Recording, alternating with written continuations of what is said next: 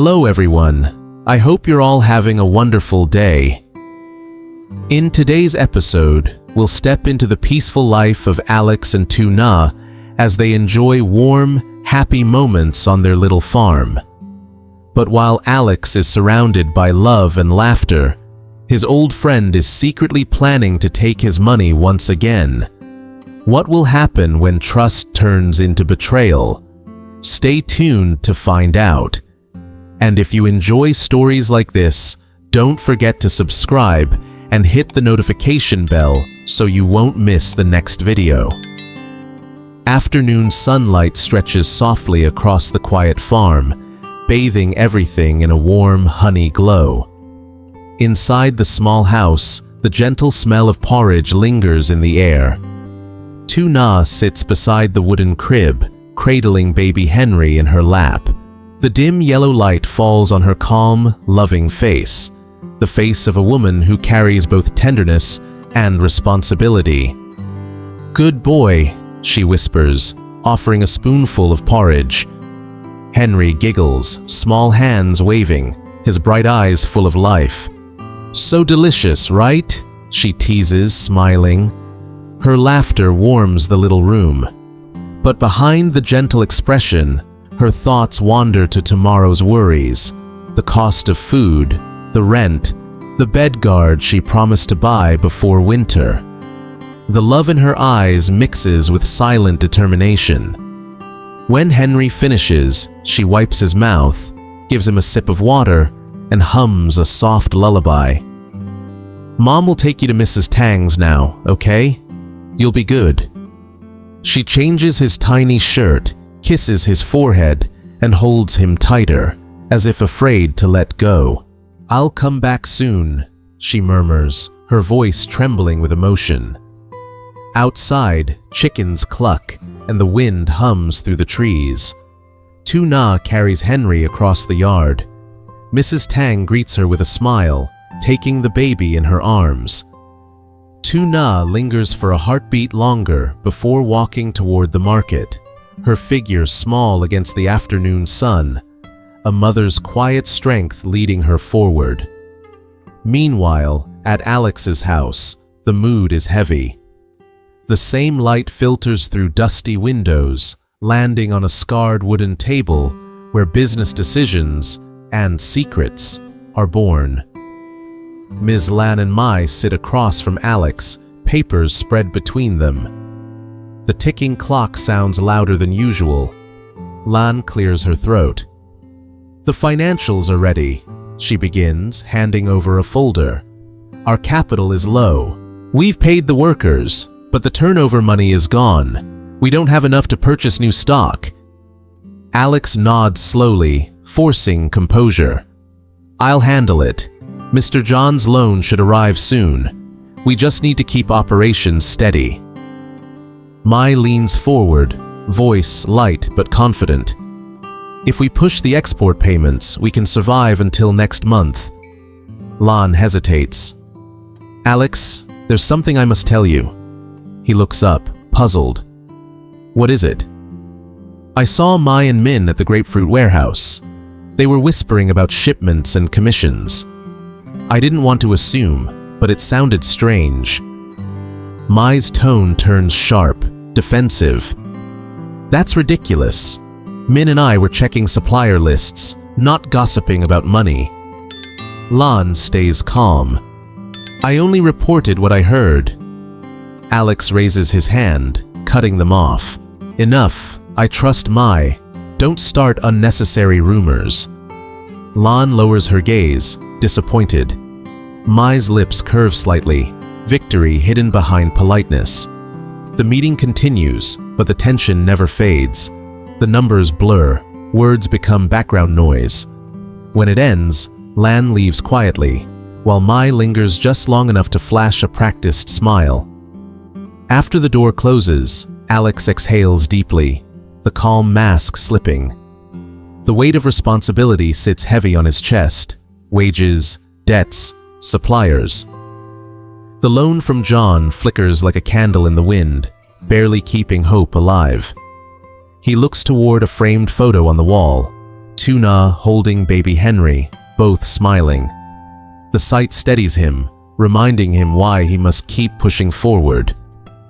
The next morning, Mai returns, crisp and confident. She lays a folder on the table. I've checked the grapefruit gardens.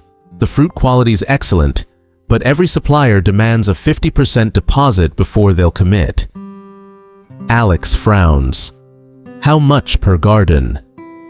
500 million, she replies. To secure enough stock, we need deposits for 3 or 4 gardens. We can't cover that. He rubs his forehead. And if we don't pay? They'll sell to other buyers, she answers flatly. We already lost 2 good suppliers this week. Her words fall like stones. Alex nods slowly, expression unreadable. Then Mai's tone softens. By the way, have you learned anything about that shipment scam? Nothing yet, Alex says, voice low. I hired an investigator, still no trace. She tilts her head slightly. I heard Ms. Lan might have been the one who signed the contract directly. Maybe she missed something. Alex's eyes harden. Lan wouldn't make that mistake. Of course, Mai says lightly, feigning innocence. I was just curious. Silence fills the room. After a beat, Mai continues. You've been working non-stop. You should rest. Maybe a weekend trip. There's a new resort by the lake. Peaceful, quiet. You'd love it. Alex shakes his head. Not now. There's too much to handle. She stares at him for a moment, her smile faint but brittle. Why do you always refuse me, Alex?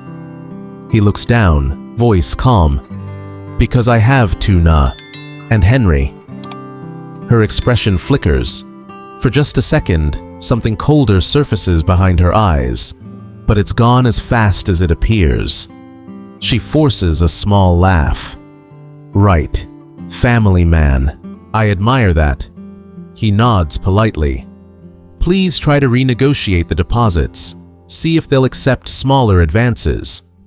Of course, she replies, gathering her papers. I'll do everything I can. The moment she steps outside, her gentle facade melts away. She walks briskly toward her car, pulling out her phone. Her tone drops to a whisper. Min, she says, glancing around. Alex trusts me completely. He didn't question a thing. A man's chuckle answers through the receiver.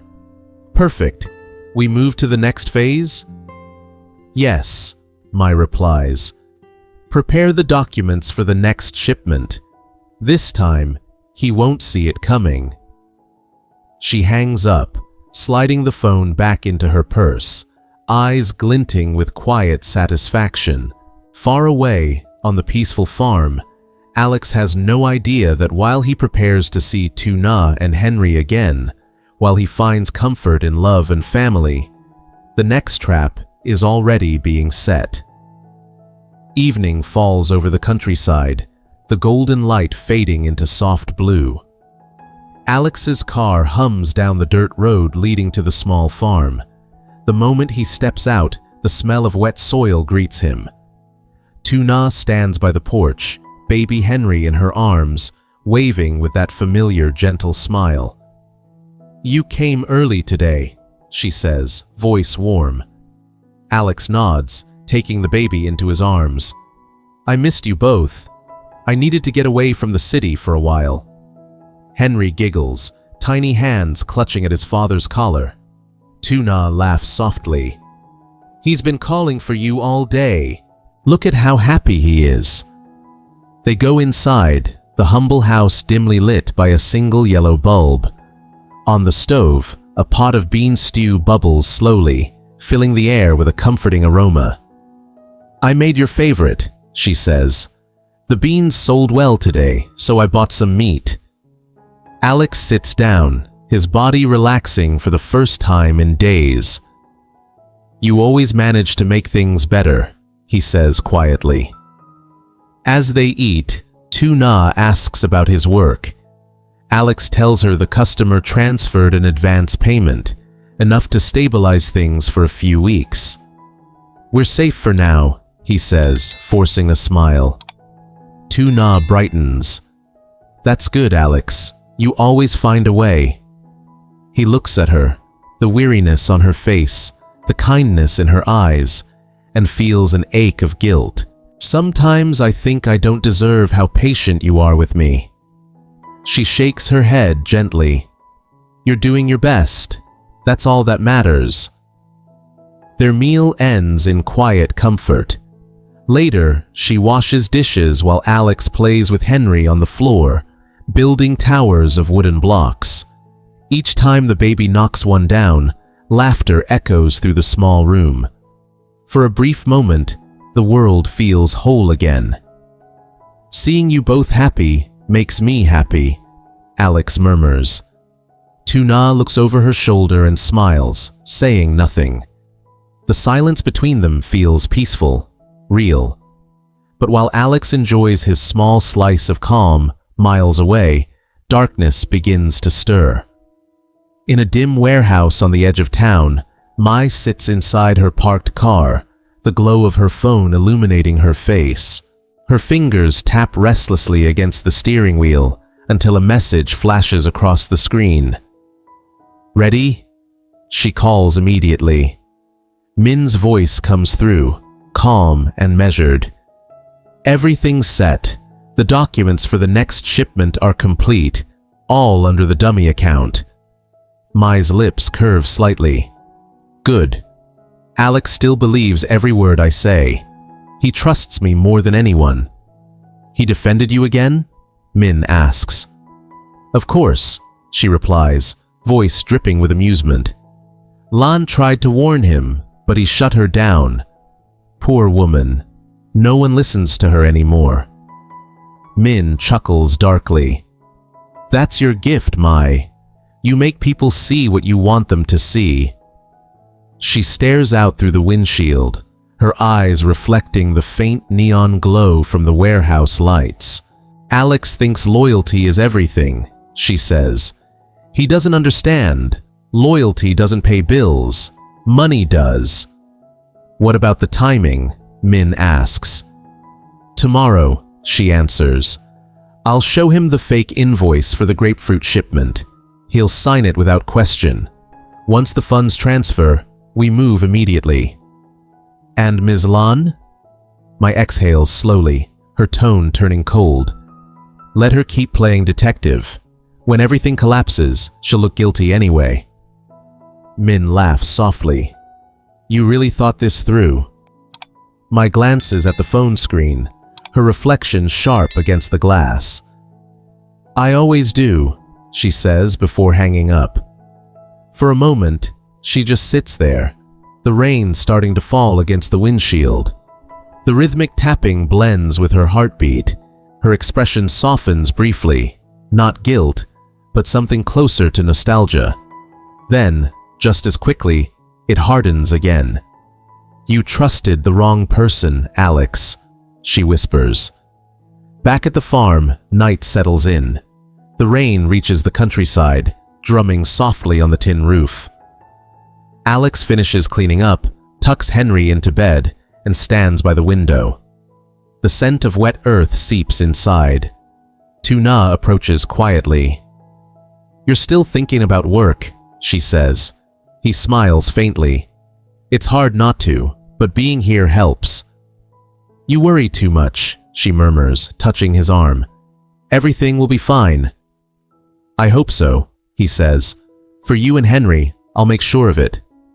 She leans against him. "Then rest. Tomorrow will be better."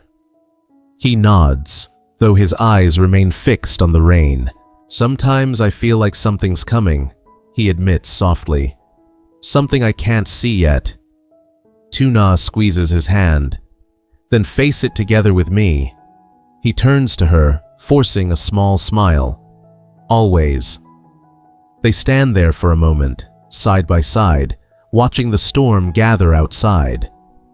The flickering lamp throws their shadows across the wall, two figures clinging to warmth, while the world beyond grows darker. In the city, Mai enters her apartment, shaking off the rain. She pours herself a glass of wine and sits by the window, phone still in hand. Another message pops up from Min. Everything confirmed. Once he signs, we collect. She types slowly. Perfect. By the time he realizes, it'll be too late. Setting the phone down, Mai stares into the dark skyline.